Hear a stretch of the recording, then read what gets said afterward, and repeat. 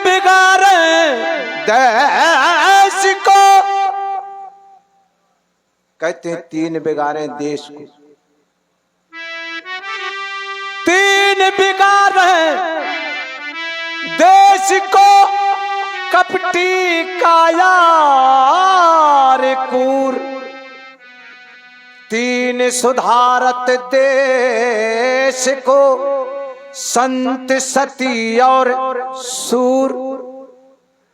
प्रिय सज्जनों, ये साधारण नहीं है।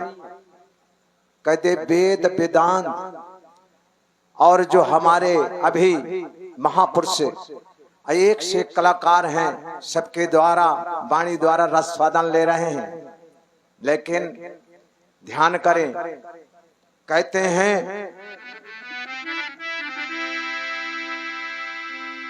गंग नहाए एक फल, गंग नहाए एक फल, संत मिले फल चार,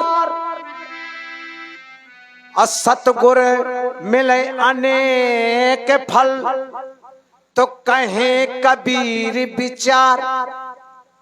अगर सतगुर मिल जाए, आज ये मंच द्वारा में जो हमारे ये महापुरुष बैठे हैं, सुना रहे हैं, संत ही हैं। आप जो कहते हो कि हम संत नहीं हैं, तो आप भी संत हैं, लेकिन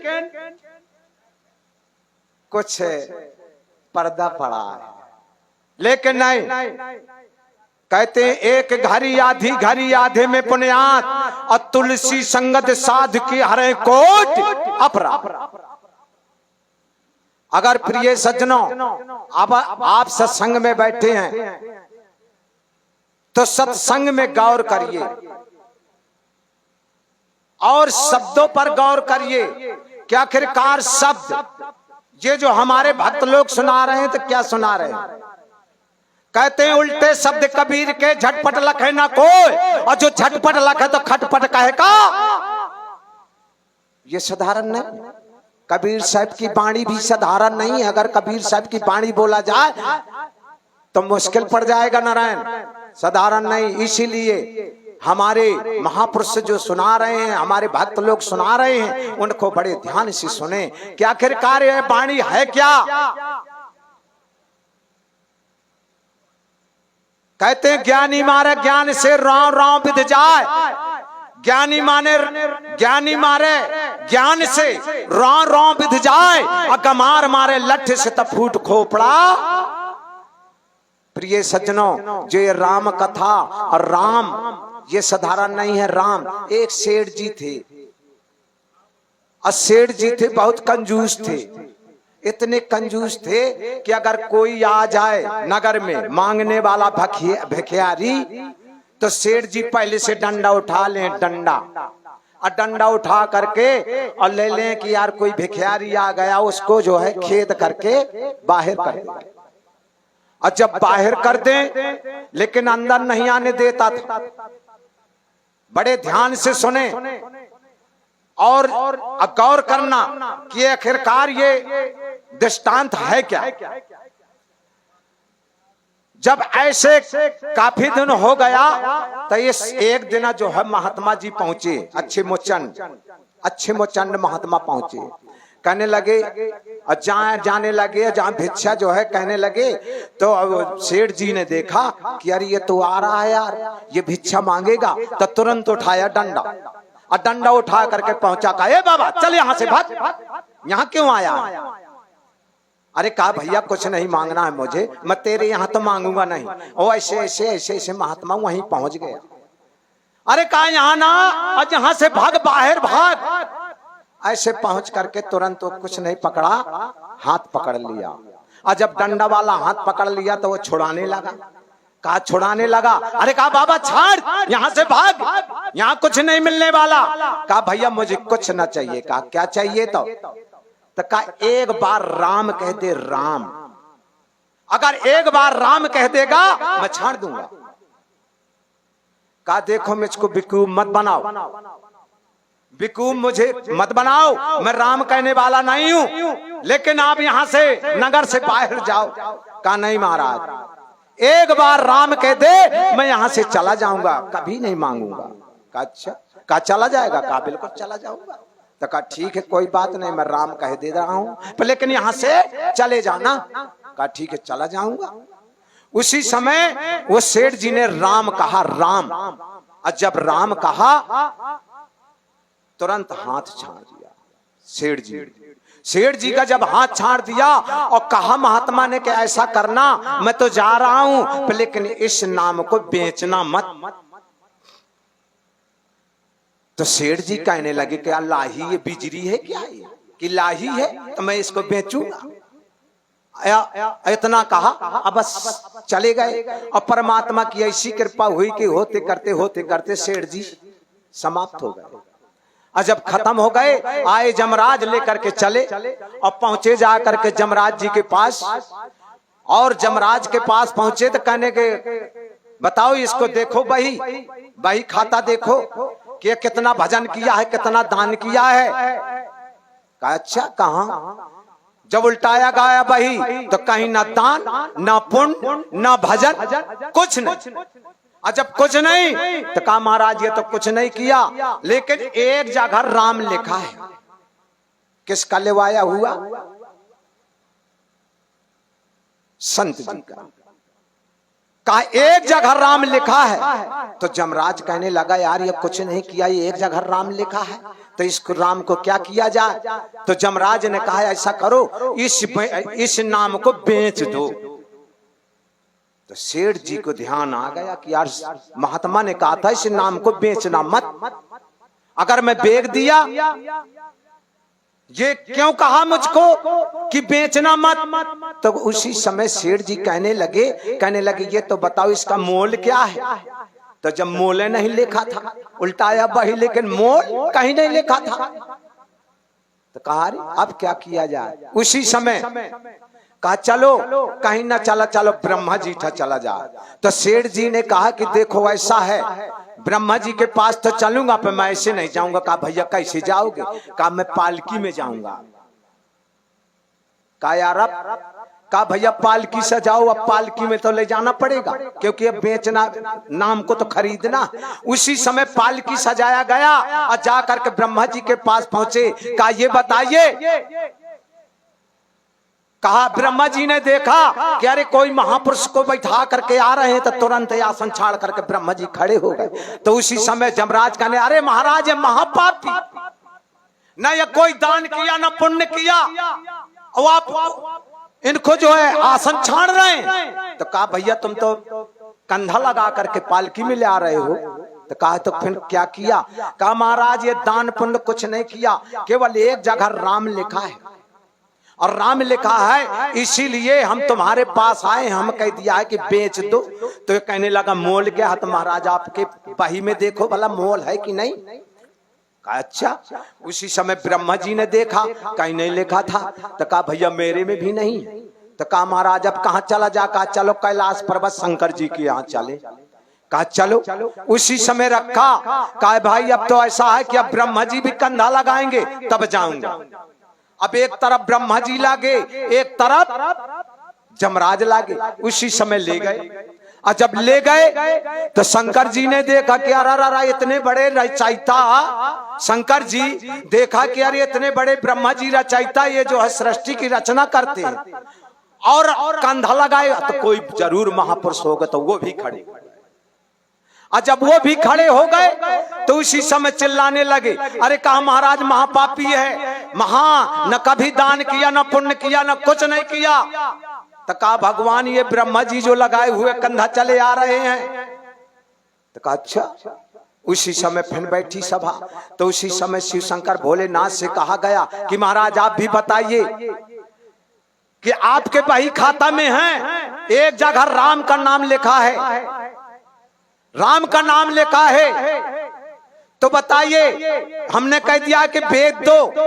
तो हमने ये पूछ रहा है कि इसका मोल क्या होगा।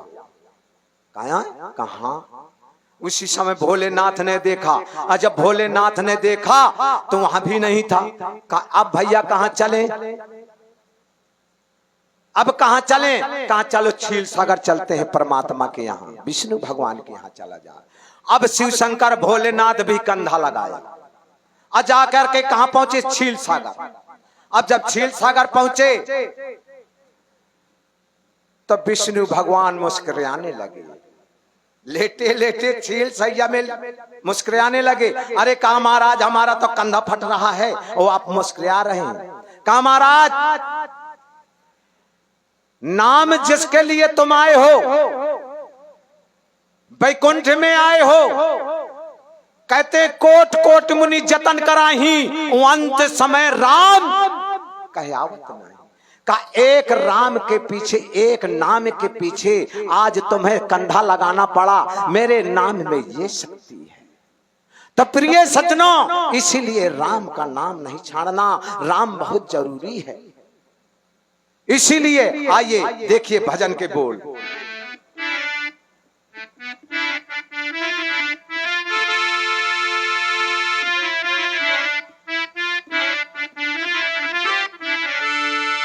कबहू न राम में कहो अब रे मन, कबहू न राम में कहो।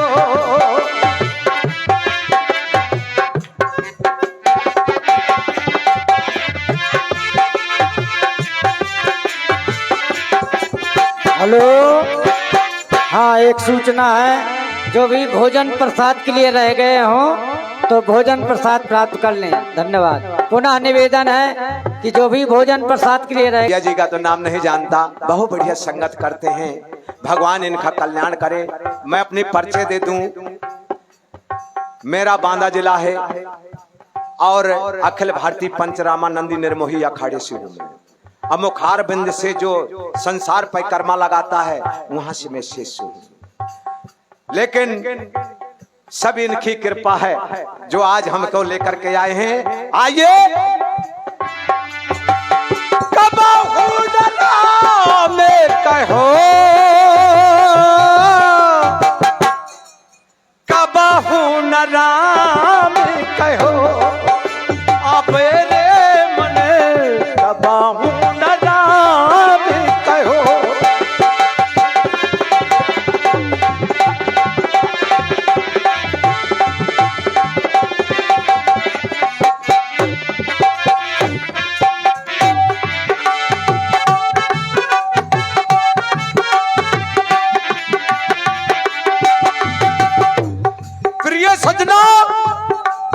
ये शब्द में गौर करना, ये कबीर साहब का भजन है। 9-10 माह से बलापन बीते,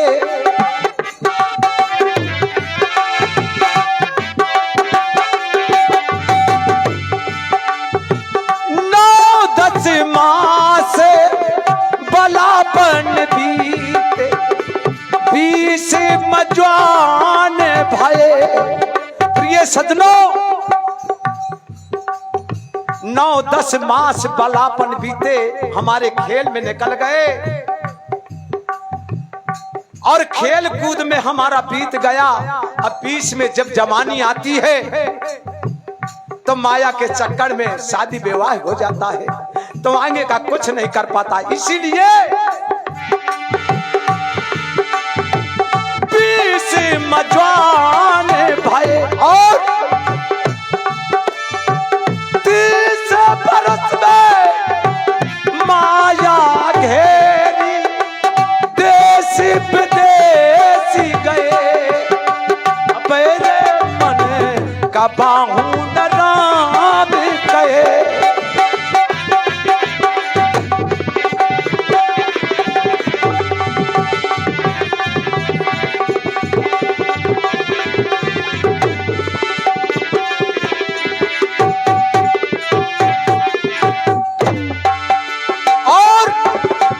हमारे महापुरुषों ने बताया, अंतिम बरे से जब चाले से लागे,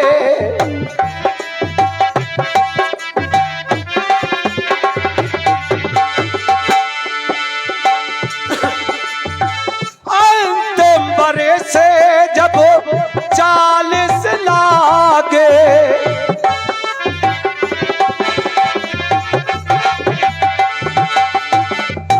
प्रिय सज्जनों, हमारे महापुरुष बताते हैं अंतिम वर्ष जब 40 लागे और ये इंसान की केवल उम्र 40 साल की है।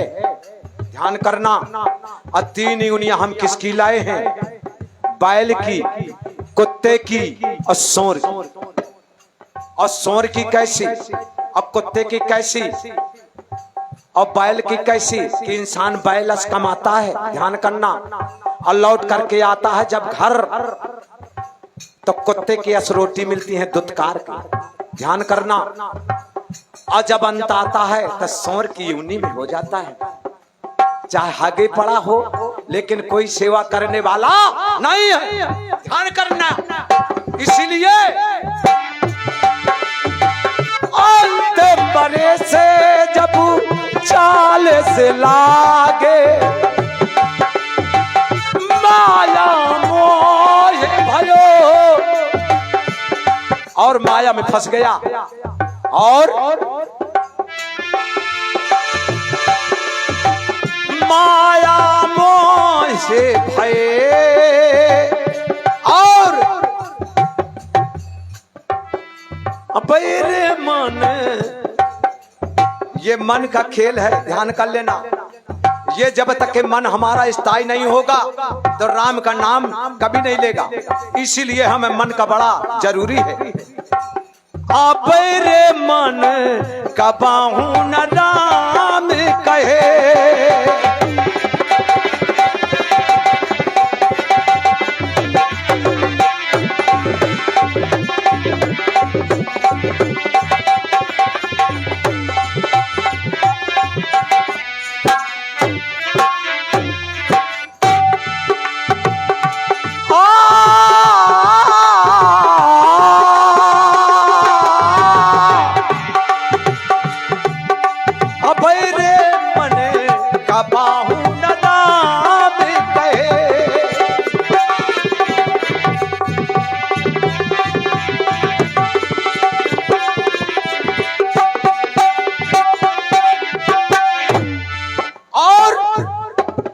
महापुरुषों ने कभी ने बताया, साहिब ने 40, 50, 60 के भीतर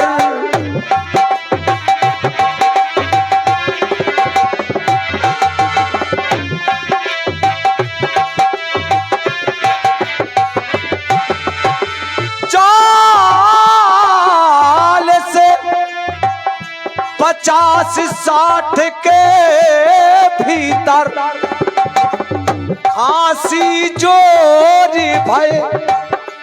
जब खांसी जोर हो गया, ध्यान करना, अब खांसी जोर हुआ और जब कफ निकलने लगा और सगले थूकने लगा तो बहू न लड़का न बिटियां सब कहने लगती हैं ये मर जाए।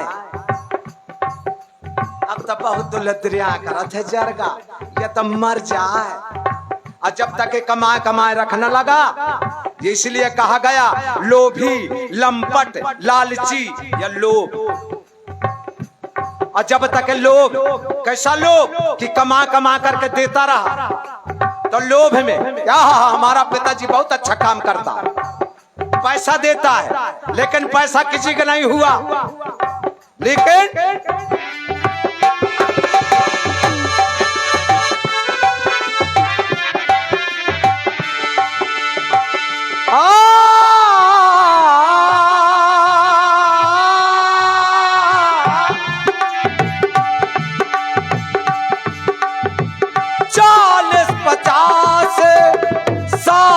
के भीतर खांसी जोरी भय। लड़का बिटिया बोली बोल, बुढ़वा मरी ना गए। प्रिय सज्जनों, इसको सोचने लगता है ये कब चला जाए। ये सब स्वार्थ का संसार है, ध्यान करना। अगर कहते हैं कि स्वार्थ सुरमुन की यही रीति, और स्वार्थ लाग करें सब प्रीति। ये स्वार्थ का संसार है। जब तक तुम्हारे पास कमाई है, हर चीज है, तो अपना है, नहीं कोई नहीं है। ध्यान कर लेना। इसलिए कबाहू न राम कहे अब रे मन, कबाहू न राम कहे।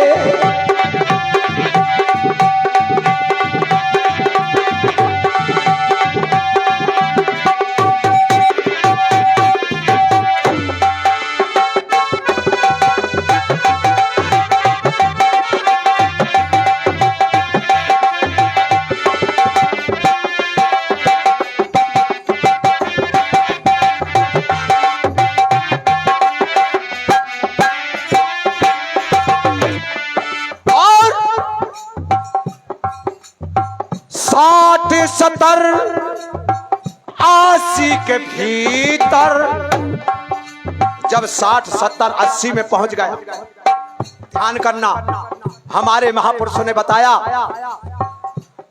और कैसे बताया? 60 70 80 के भीतर टूटी खाट पड़े। अभी डबल बेड मिल जाता हो, अब मोट मोट गद्दा, अच्छे अच्छे कपड़े, और जब वो पन में पहुंच जाएंगे तो फटाही कथरी और टुटाही खटोली। ध्यान कर लेना। इसीलिए राम का मत त्यागना। नहीं बड़ा कटने कोट कोट मुनि जतन करा ही क्यों क्यों कि अंत के लिए अगर हम कितनों हैं, हम एक साधु हैं, तो हम कोशिश करते हैं कि हम तपस्या करें तो अंत में तो राम का नाम ले लेंगे, और नहीं अंत में राम नहीं कहता। ध्यान कर लेना। अगर कह दो कि हम राम कह लेंगे, और जब राम कह लिया तो मुक्त हो, और नहीं सीताराम यही। इसलिए कहा गया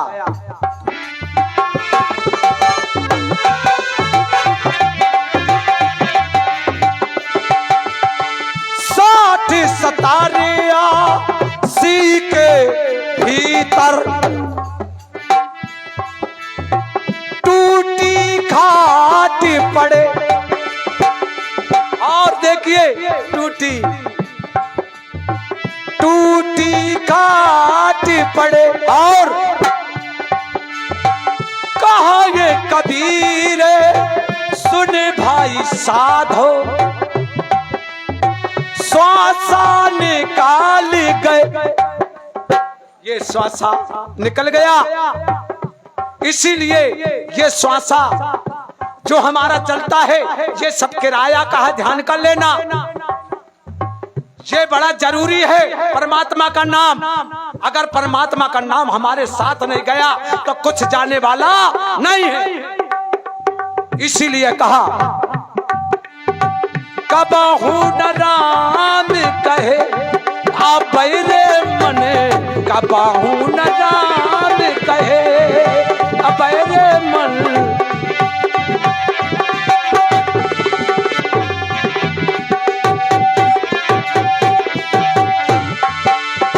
आइए अब थोड़ा चैप्टर बदल दे, क्योंकि हमारे सखी बाबा ने चैप्टर ही बदल दिया। आइए